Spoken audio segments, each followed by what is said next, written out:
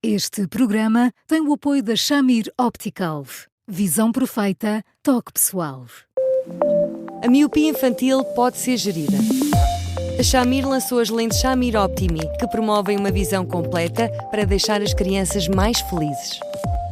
As lentes Shamir, que gerem a progressão da miopia, são super resistentes, estéticas e muito confortáveis. Com as lentes Shamir Optimi, melhora o bem-estar da sua criança. Saiba mais em shamir.pt.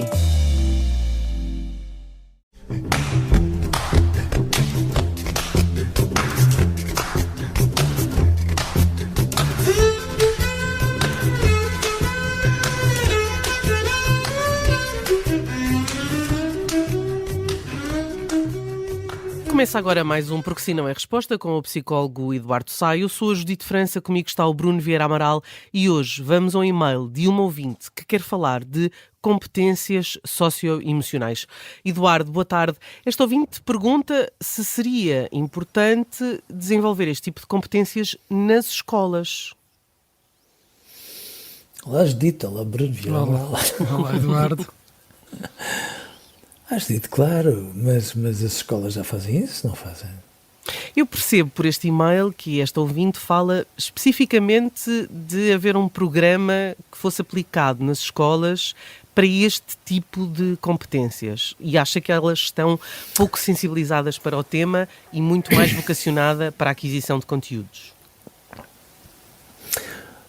Judite, eu entendo isso e, como sabem, eu tenho algumas reservas em relação a alguns programas. Eu compreendo que as escolas ponham acento tónico, sobretudo nos conhecimentos. As escolas falam de aquisição de conhecimentos e aquisição de conhecimentos é uma coisa um bocadinho áspera, ao meu ouvido, pelo menos, e pouco na compreensão. Eu acho que é muito mais pertinente nós percebermos o impacto que tem compreender as coisas do que propriamente replicá-las, repeti-las de uma forma, sobretudo, mecânica. E, de facto, quando nós pomos o acento tónico na compreensão, inevitavelmente estamos a mexer naquilo que os alunos sentem em relação ao que estudam, àquilo que não percebem, aos seus ódios de estimação em relação a algumas disciplinas, etc. E eu acho que isso é uma coisa muito importante. Às vezes eu tenho medo que se fale muito de competências emocionais, mas eu entendo que os professores às vezes tenham muita necessidade disso, porque eles sentem que as crianças chegam à escola um bocadinho mal educadas, um bocadinho perdidas, e os professores ficam ali sem jeito. As crianças estão muito pouco habituadas a serem frustradas, eu isto desta maneira é feio, mas frustradas com sensatez, com método, com bom senso, basicamente. E, portanto, qualquer não que tenham na escola é um Deus nos acuda. Às vezes são tão individualistas na maneira como crescem que, a determinada altura, é de facto muito difícil trazê-las para a relação com os outros e quando sentem que não conseguem rivalizar com eles de igual para igual, reagem de uma forma feia, com uma raiva capaz de partir tudo, etc.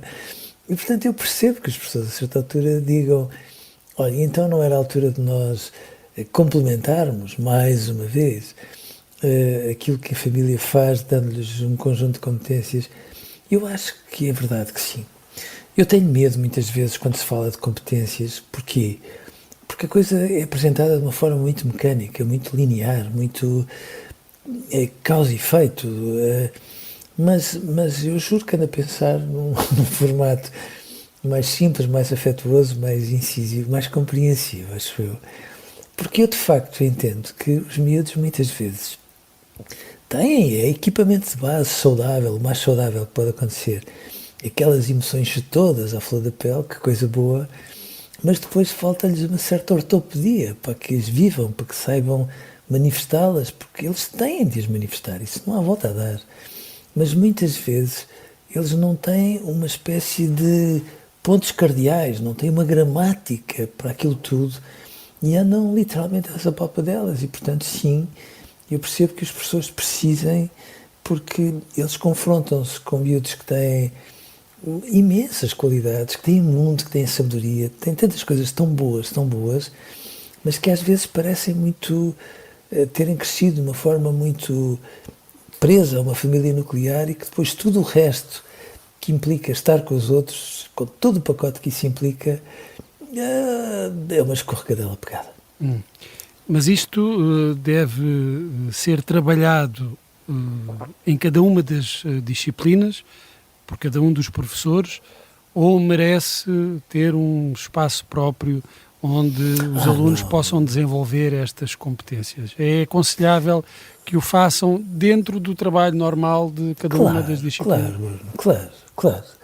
Eu acho que estes assuntos que têm a ver com o dia-a-dia dos miúdos, que têm a ver até com o mundo à volta deles, não precisam de ter uma disciplina onde caiba lá tudo, até porque depois muitas vezes estas disciplinas são objeto de mal entendidos, às vezes, verdadeiramente incompreensíveis e até, enfim, injustos para aquilo que se discute em tudo isso.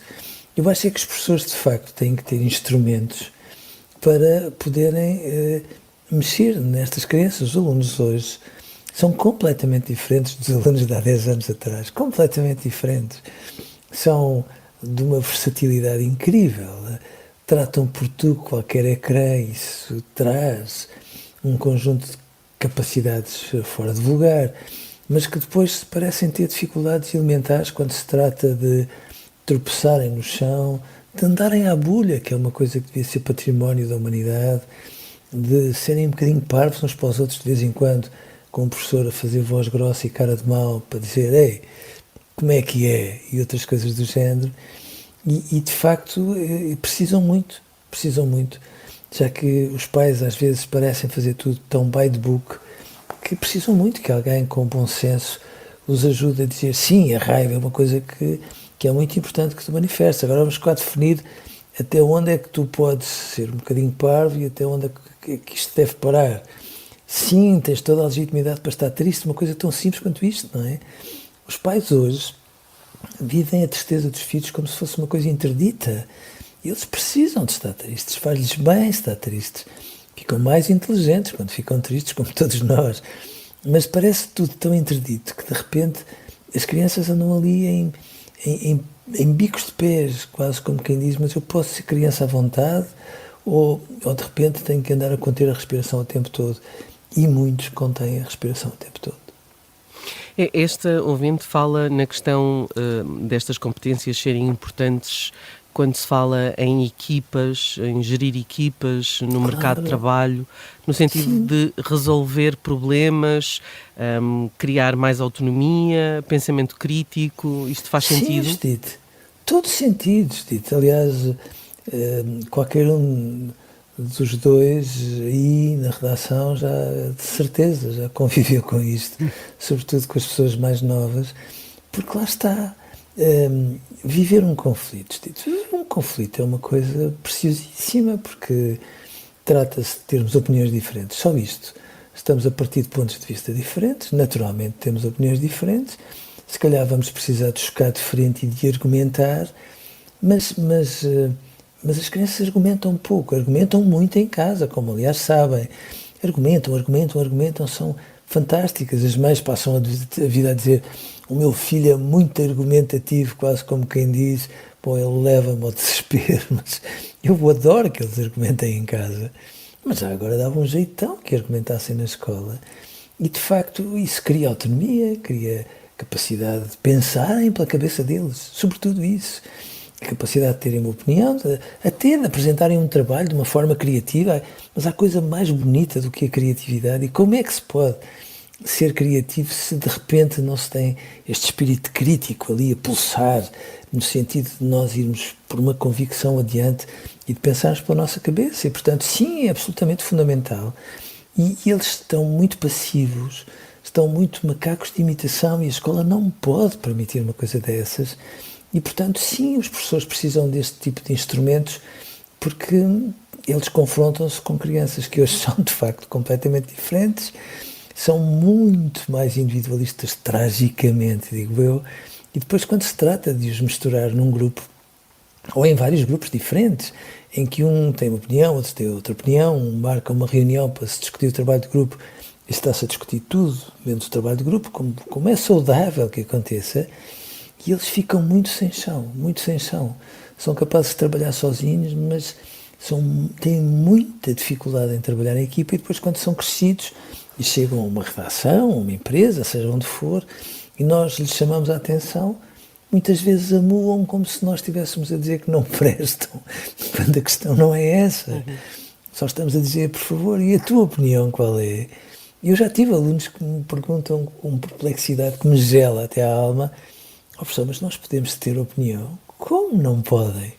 Têm que ter. E, portanto, sim, é urgente. Eduardo, hoje ficamos por aqui. Amanhã voltamos com mais um tema. Até lá, continua a escrever-nos para eduardosá@observador.pt e, claro, sempre a ouvir-nos em podcast ou no site do Observador. Eduardo, obrigada, um grande abraço e até amanhã. Até amanhã, Eduardo. Eu é que Um abraço. agradeço. Um grande abraço para os dois e até amanhã.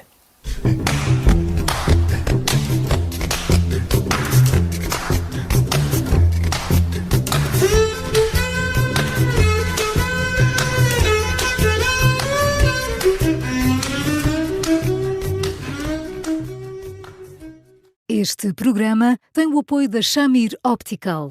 Visão perfeita, toque pessoal.